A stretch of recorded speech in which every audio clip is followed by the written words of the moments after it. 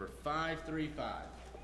We'll sing the first, second, and fifth verse, and then be led in prayer and dismissed to our classes. If you're visiting with us and you've got children that need to know where to go to Bible class, just let us know and we'll help them get there. Stand up for Jesus, ye soldiers of the cross. Lift high his royal banner, it must not suffer loss. From victory unto victory, his army shall he lead, till every foe is vanquished, and Christ is Lord indeed. Stand up for Jesus, the trumpet call obey, for to the mighty conflict in this his glorious day. Ye that are men now serve him against unnumbered foes. Let enemies rise with danger, and strength to strength oppose. Stand up for Jesus, the strife will not be long. This day the noise of battle, the next the victor's song. To him that overcometh, a crown of life shall be. He with the King of glory shall reign eternally.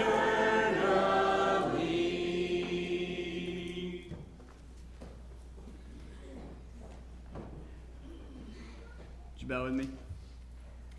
Heavenly Father, we're thankful for this day, for all the many blessings you've given us.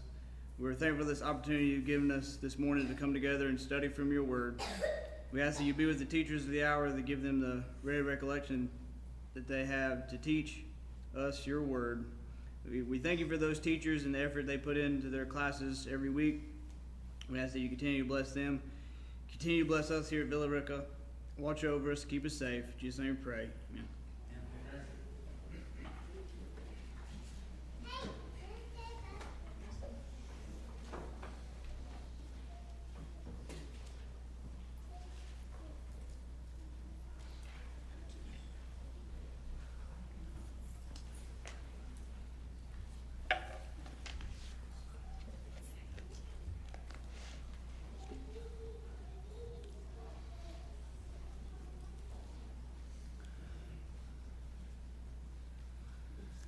Well, good morning.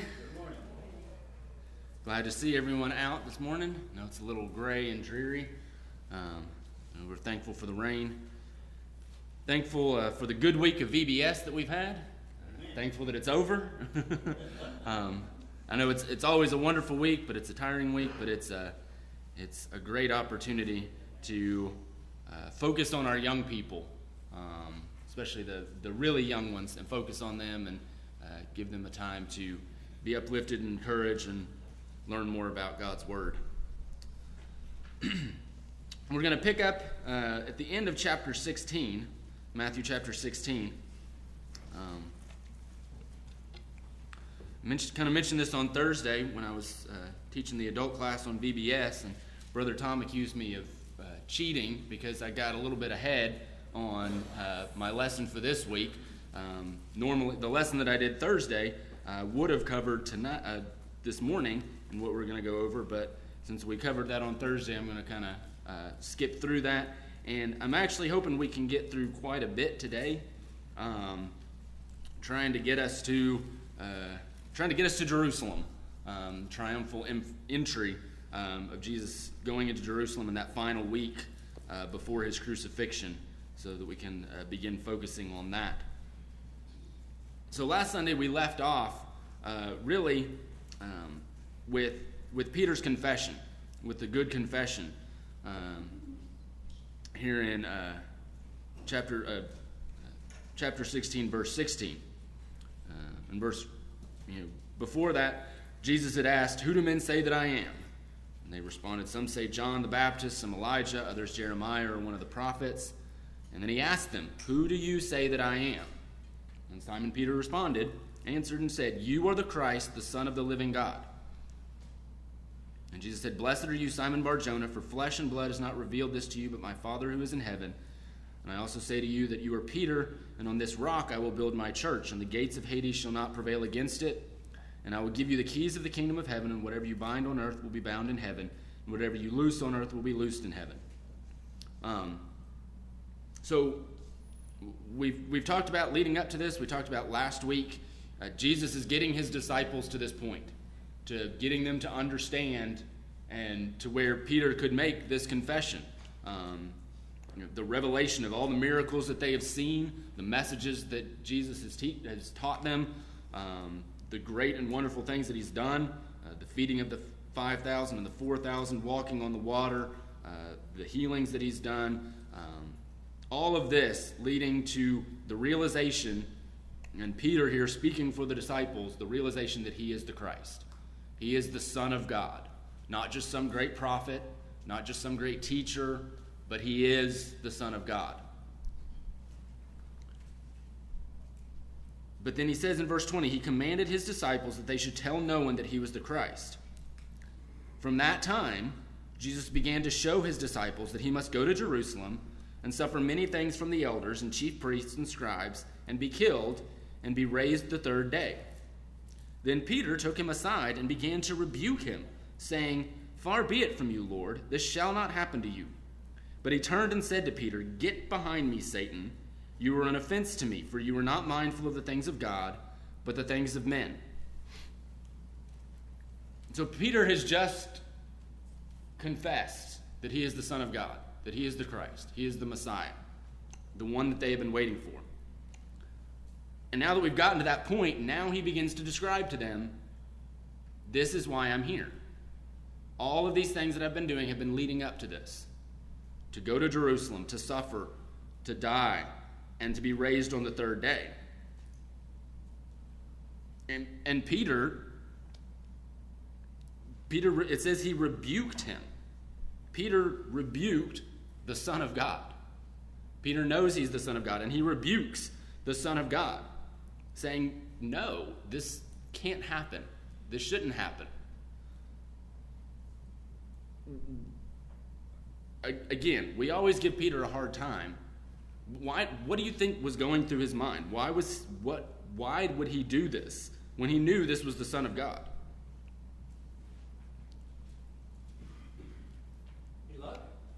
He loved him, yeah. He wouldn't want to see him suffer. He wouldn't want to see him die.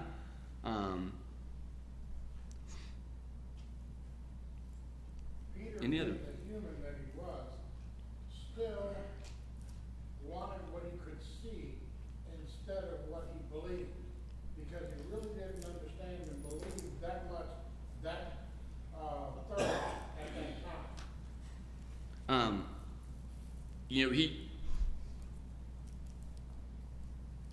As you said, he was thinking physically. He was thinking according to man. This is what Jesus says to him. It's how Jesus responds. You are thinking like a man. You are not thinking on the things of God. You are not mindful of the things of God, but the things of men. So he's looking at this from a worldly perspective, from a physical perspective, not wanting him to suffer. Again, the Jewish idea leading up to this, that the Messiah was going to set up some earthly kingdom. Why would you suffer and die? You're supposed to free the Jews. You're supposed to kick the Romans out and lead us on this conquest or whatever. They still weren't grasping that. And this is why Jesus is trying to get them to understand, no, this is what I'm here for. And I think it's important that we read the next section here, this discussion that he goes into with them. Starting in verse 24, then Jesus said to his disciples, "If anyone desires to come after me, let him deny himself and take up his cross and follow me. For whoever desires to save his life will lose it, but whoever loses his life for my sake will find it. For what profit is it to a man if he gains the whole world and loses his own soul? Or what will a man give in exchange for his soul? For the Son of Man will come in the glory of his Father with his angels, and then he will reward each according to his works. Assuredly I say to you, there are some standing here who shall not taste death till they see the Son of Man coming in his kingdom." I'd just like to kind of pose a question and maybe brainstorm with everyone in the class about Jesus' response to Peter. Tom said a moment ago, Peter was just being human, and I love you and I don't want to see this happen kind of thing. I'm thinking that what we're seeing in Jesus' response to Peter, which is kind of startling. Jesus was patient, he was kind, he was compassionate, and this response to Peter was rough. I mean, he called him Satan, and that's harsh. And I'm guessing, and I just want to get the thoughts from others in the class.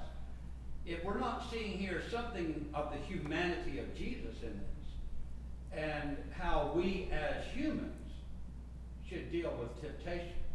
And when he identified Peter here as Satan, that's curious to me, because we do know that Satan preaches. We know that he has ministers that parade as ministers of light. We do know that he used Judas Iscariot to betray his Lord for 30 pieces of silver. And it seems that maybe Jesus is saying here that Satan is actually using Peter's humanity, natural human priorities and our tendencies, to tempt Jesus. Because Jesus had a very difficult sacrifice that awaited him. And when he hears Peter saying this, there would have been no doubt the temptation to indulge that thought, at least briefly. But clearly, Jesus wouldn't allow that indulgence. He would not go there, even for a second. He just turned to Peter and said, "Get behind me, Satan." Now, it seems harsh, but it makes you kind of wonder, doesn't it, if that's not really giving us insight into how we should deal with temptation, whatever the form may take. Yeah. Because rather than flirt with it, rather than, see how close to whatever is tempting us we can get, why not stay as far away from it as we can? Don't have anything to do with it. Because there may be just that seed of that thought. I don't know, I just find it fascinating that Jesus seemed to be revealing something here about his own humanity and his own resolve as the Christ to do what needed to be done. I mean, there's no chance for a rebuttal from Peter. There's no chance for any kind of discussion about this. It's not a teaching moment, as we talked about on Thursday night with the fish and going fishing and finding the fish and the money. That was a teaching. It was a learning example for Peter. There's none of that here. It is getting rid of the temptation. It is getting that thought out of Peter's mind, out of his own mind.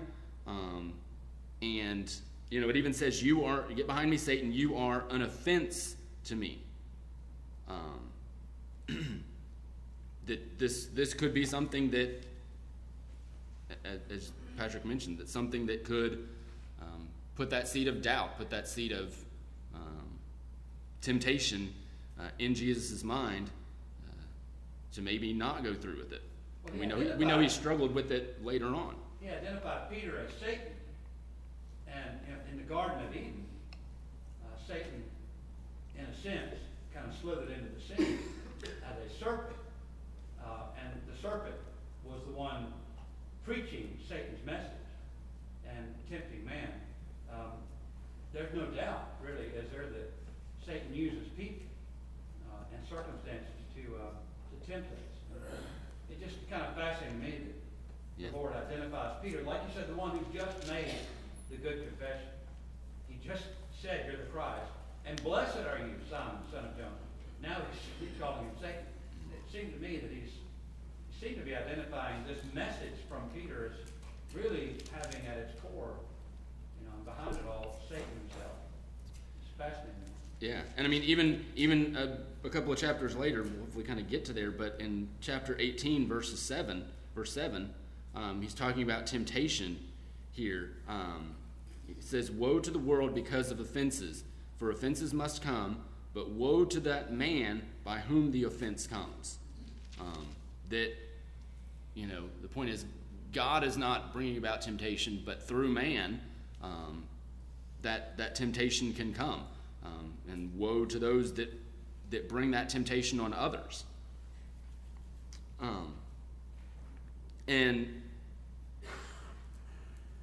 then of course he's going into this discussion about losing your life, taking up your cross, and denying yourself. And going back to Paxter's point, it's almost as if Jesus is not only teaching his disciples, but he's bringing himself back to that thought, to the realization, I'm going to have to take up my cross, and if you want to follow after me, you have to take up your cross and deny yourself. And that's ultimately what Jesus did. He was denying his any kind of worldly desires he had to avoid any kind of suffering. He gave all that up. He submitted to God and his plan. He denied himself, his physical self, to follow the plan of his Father.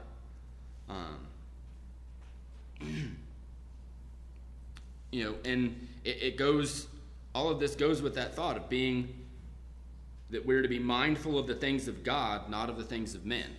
If we're mindful of the things of God, if we're thinking about God, then we're not worried about physical things. We're not worried about cares of this world. We still have to deal with those things. We still have to go through those things each and every day, but our focus is on God. And that we're not losing our soul to this world and the cares of the world and the pursuits of this world. That, as he says, what profit is it to a man if he gains the whole world and loses his own soul? The implication there, we have to think about that. The implication there is that each and every one of us, our individual soul, is worth more than this entire world. That's the way God sees us. That's the way Jesus sees us, is that our soul, each and every one of us individually, our souls are worth more than this entire world. Because if we gain the whole world and lose our own soul, we've gained nothing. When this world is over, all that is gone. So then we get into chapter 17. And this great example of the transfiguration. And I hadn't thought about this. It says, "Now after 6 days, Jesus took Peter, James, and John his brother, and led them up to a high mountain by themselves." So this is a few days later, after all this has happened that we just talked about. It's almost like there's a twofold reason for this. The first is for these three disciples to see this glory that they're about to see. But it's also an opportunity for Jesus to be reinvigorated, to be encouraged again as to who he is, why he is here, and what his purpose is. Then it says, reading on, he says, "And he was transfigured before them. His face shone like the sun, his clothes became as white as light. And behold, Moses and Elijah appeared to them, talking with him. Then Peter answered and said to Jesus, 'Lord, it is good for us to be here. If you wish, let us make here 3 tabernacles, one for you, one for Moses, and one for Elijah.' And while he was still speaking, behold, a bright cloud overshadowed them, and suddenly a voice came out of the cloud saying, 'This is my beloved Son, in whom I am well pleased. Hear him.' And And when the disciples heard it, they fell on their faces and were greatly afraid. But Jesus came and touched them and said, "Arise and do not be afraid." When they had lifted up their eyes, they saw no one but Jesus only. Now as they came down from the mountain, Jesus commanded them, saying, "Tell the vision to no one until the Son of Man is risen from the dead." Okay. So here, Peter, James, and John get this glimpse of the glorified Son of God. This almost heavenly glory of Jesus. His face shone like the sun. His clothes became as white as light. We can only just imagine what this must have looked like to them. How amazing this must have been. And then we have Moses and Elijah here. Why Moses and Elijah? Why not Adam? Why not Noah? Why not Abraham? Why not David or Isaiah or even John the Baptist? John was dead at this point. John could have come back to speak to Jesus. The law and the prophets. What did Moses represent to the Jews? The law. And Elijah, the prophets. The two great things to the Jews, the law and the prophets, that Jesus talks about often, that they focused on so much. We have these two individuals that represent those two things. It's like you said, the prophets. It's three different phases. You got your prophet, Mosaical law. You got your prophets and all that. Prior to that, talk to the forefathers, and then of course Christ. So it's just three major dispensations, and they were the major ones at the head of. Now Christ is the major one for this particular, for our area now. Right. So we have,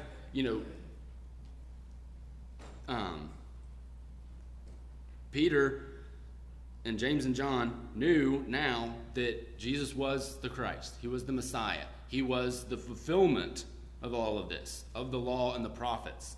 So now we have these three things all together: the law, the prophets, and the Messiah, the Christ. And so Peter's like, let's build 3 tabernacles.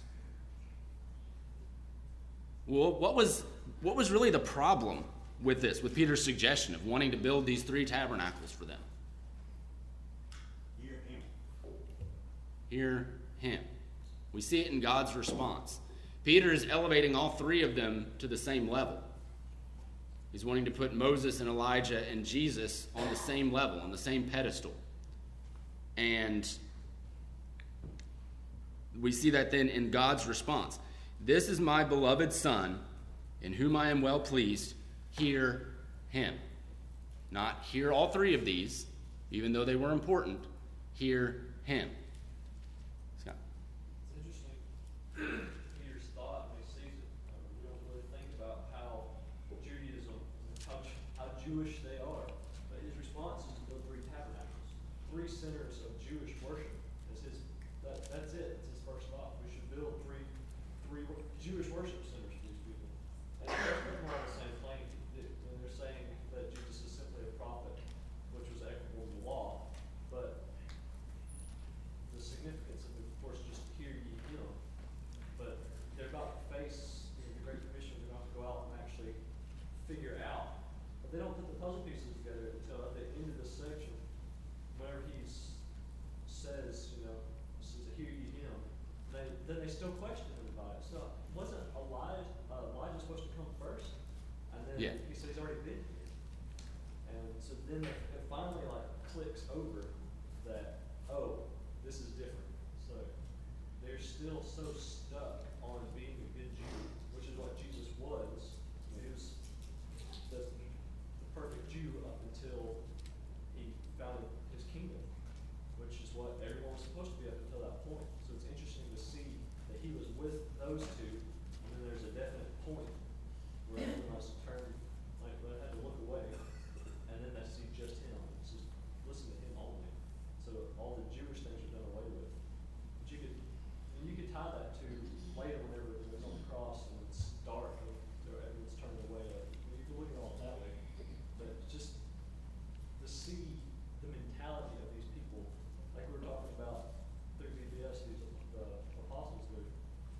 faith, but we could see them grow. They're still so ingrained in their heads to be a good Jew. And now they have to stop and convert, just like everyone else has to. Yeah. It's very, yes, it is a very Jewish response to this. The other part of it that I think is interesting, and I'd never thought about this before until I was preparing this week. He says, Lord, it is good for us to be here. The us meaning himself and James and John. It is good for us to be here. Indicating that, to me it seems to indicate that Peter felt some sense of that this required some worship, some elevation from their human selves.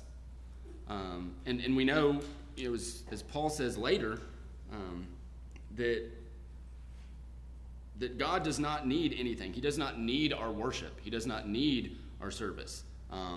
Those things are for us. He doesn't need any of that. But it almost would seem to indicate from Peter here that there is a need for them to do this. Almost a very arrogant attitude of, it's good that we're here so that we can set this up and do this for you, even though it wasn't necessary at all. But of course, the ultimate point here is that all three of these, the law and the prophets, have led up to Jesus, and now he is supreme. God has stated here, without doubt, that this is my son, hear him. Above the law and the prophets, that he is the fulfillment of this, that they are complete, they are done, and that he is the fulfillment of all of this. That's what the Hebrew writer wraps up in chapter 1, verse 1. God at sundry times in divers manners spake in time past with the fathers by the prophets, hath in these last days spoken unto us by his Son. Yeah. So that after the resurrection, the Hebrew writer got the point very well. But it's strange how in verse 21 of chapter 16, Jesus began to show how much detail he gave. We're not told, of course, but he was trying to get them to understand he was going to Jerusalem to suffer and die and be raised the third day.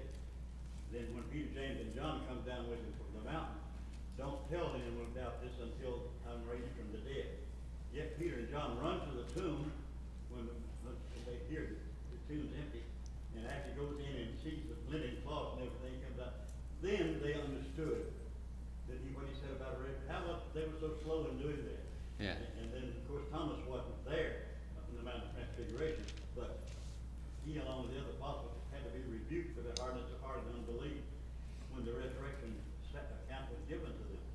And it's amazing how this is the case when Jesus again and again told them, I will die and I will be raised again the third day. It shows how difficult it is sometimes for us to decipher what we're hearing. It doesn't really sink in sometimes what's being said. And obviously they were missing the point. Maybe because it was so repulsive to them. As Peter was saying, Lord, it came so. Yeah. Maybe that's why they didn't remember. Why they didn't take it. They didn't want to believe. Yeah. They were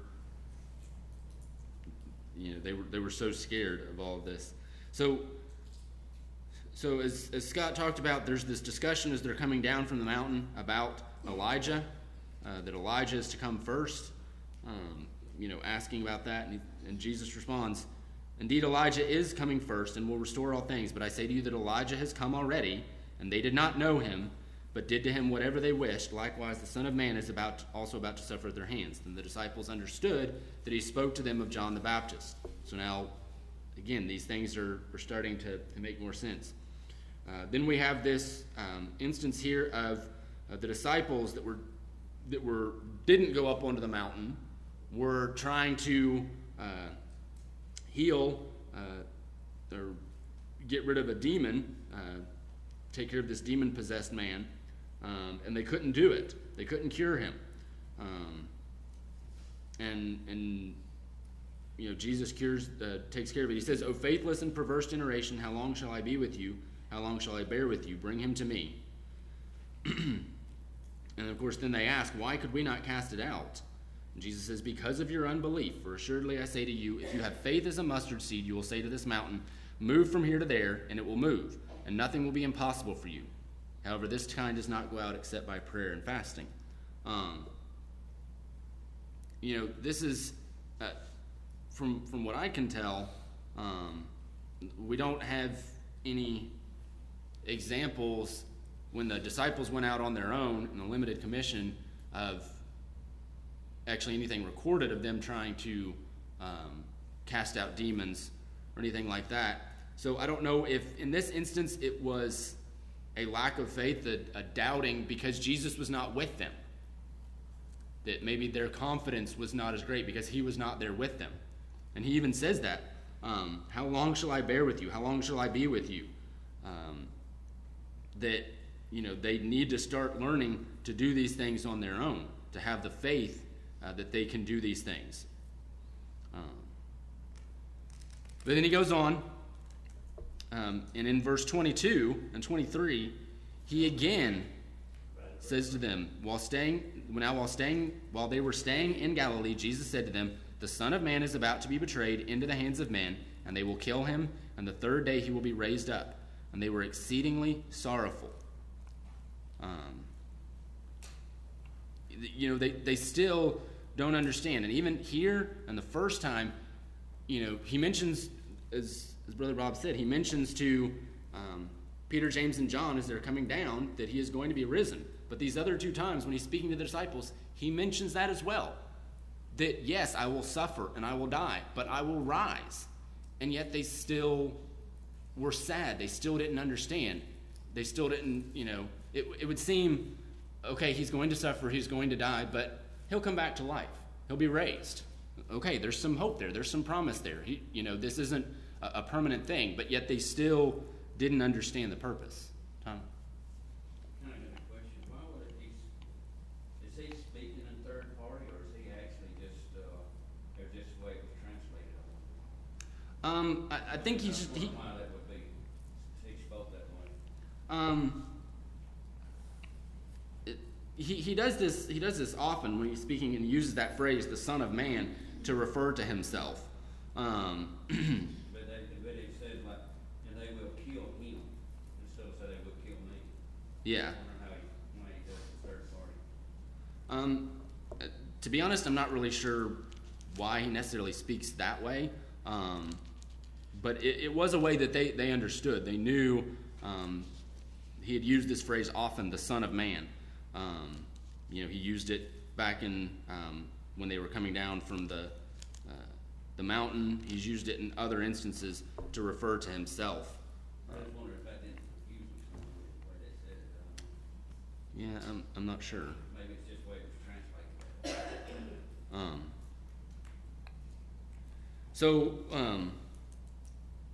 So we'll skip over the last of chapter 17 here. That's the discussion we had on Thursday about the temple tax and the money from the fish.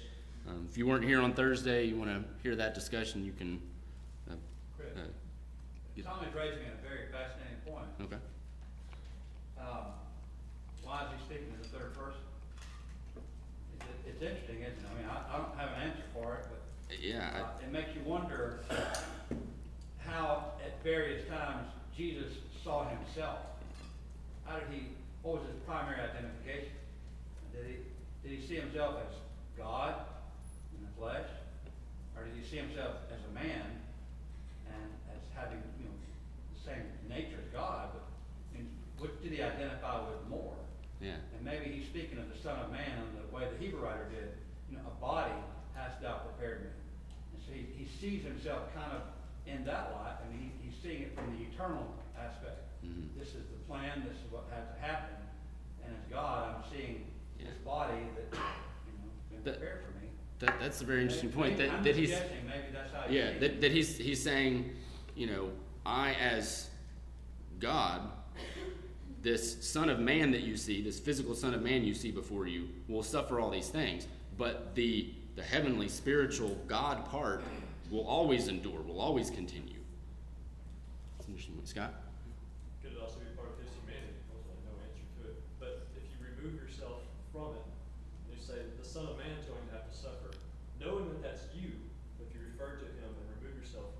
from it for now, is it then easier to bear that load now? Yeah, it's just an interesting idea that, and I had never thought about that there is so much to the personality, to the being that is the physical Son of God on earth, and how does he think about himself in all these different instances and circumstances. Maybe the only way he could get them to understand it at that time. Chapter 16, verse 21, he doesn't use third person. This is how he was going to serve.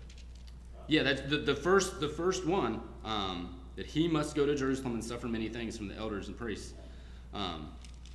He promised to build the church, he used the first person, I will build.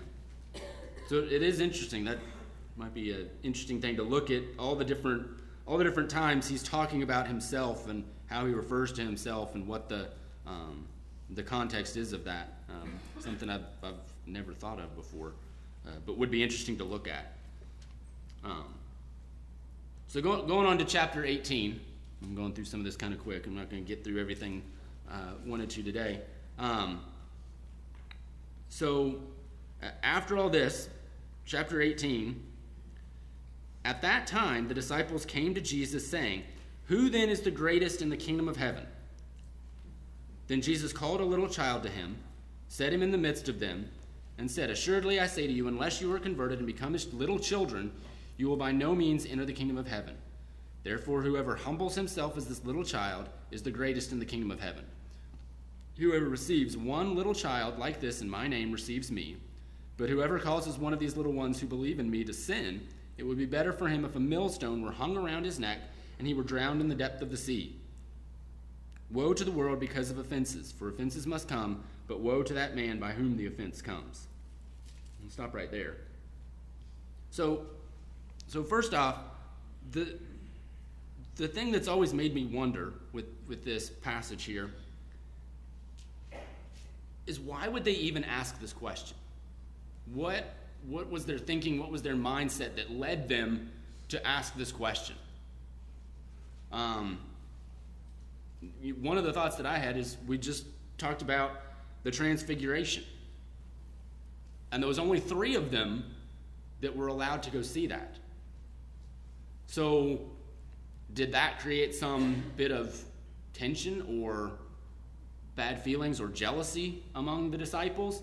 That, well, why did they get to go with you? And again, the admonition from Jesus: tell the vision to no one until the Son of Man is risen from the dead. That to me would indicate that the other 9 disciples didn't know what took place on that mountain. Don't you think they would have asked? Yeah. What did y'all do up there? Yeah, and what would have been their response from Peter, James, and John? We can't tell you. Yeah. So it seems that maybe there is some tension among the group here. Peter later writes about it as a vessel, what he saw in the holy mountain. Yeah. But he does later on explain. He does, yeah, later on. But in this time, in this instance, maybe there is some doubting there, some wondering about that. And of course, the other 9, they just had this instance where they were not able to heal the demon-possessed man. So they're wondering, have you given us a lesser abilities than these others? So They're discussing among themselves on this question. yeah, in the other. Mother to the disciples came and pleaded on their behalf to be the greatest. So all these matters probably contribute to this question. Yeah, there's many things that go into this. It comes up often among the disciples. Yeah. At one time. Yeah. And again, I think it goes back to thinking of things from a worldly perspective, thinking of things according to man, and still maybe thinking about that this kingdom of heaven that is continued to be referred to is this physical kingdom that Jesus will set up. And so they're wanting to know, what's my position going to be in that kingdom? Who's going to be the greatest? Who's going to be your right-hand man in this kingdom? It's hard for us to relate to it if you won't have that problem. Yeah. But then Jesus uses the example of a little child. And what is it about children that we should emulate here? And why does he use a child as an example here? The pure heart. Yeah. Finish that part. Okay. Finish your small part. Okay. Tommy, would you? Oh, it's just that little children are like clean slates. There's no bias of any kind that's tainted them from any situation that they may pull in themselves that apply to the situation. And so they're a clean slate, and that's, I guess he's trying to get us to put away, try to become like them, have a clean slate.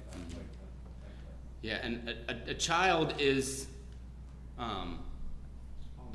worried about their position in society, their position among the group, how great they are compared to their friends. Yes, children may argue, children may fight, but I always love that about children that they can have a knockdown drag out with each other, and 5 minutes later they're back playing again, as if nothing happened.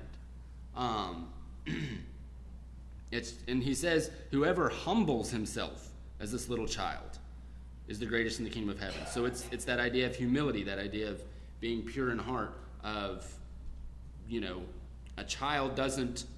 little child doesn't think more of himself than he ought to, or she more than she ought to.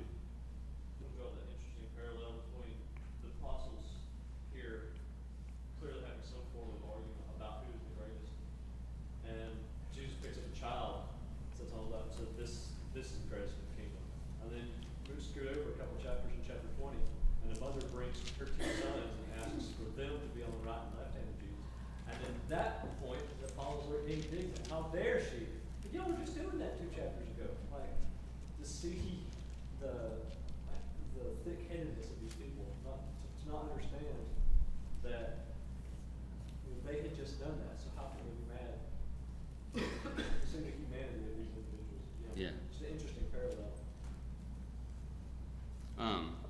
Well, another thought in verse 22 of chapter 17, when Jesus spoke in the third person about being betrayed, crucified, and resurrected, it says they were exceedingly sorrowful. Now, I'm not sure about the chronology of these 2 chapters, but if what we're reading here in chapter 18 is anywhere near the time that Jesus had just made this announcement, it does seem a little bit out of place, doesn't it? Why are you having a discussion about who's the greatest, whether he went to the mountain or not? I mean, you just heard him say again, I'm going to suffer terribly and then be killed and then rise the 3rd day. Yeah. And here they are bickering about who's. It's just And, kind of funny. and he just told them too, if you want to come after me, you want to follow me, you want to be great and be along with me, take up your cross and deny yourself and follow me. And if we skip ahead to chapter 20, and verse 24, this is just after the instance with the mother of the sons of Zebedee and asking for them to be on the right and left. Verse 24 picks up, when the 10 heard it, they were greatly displeased with the 2 brothers.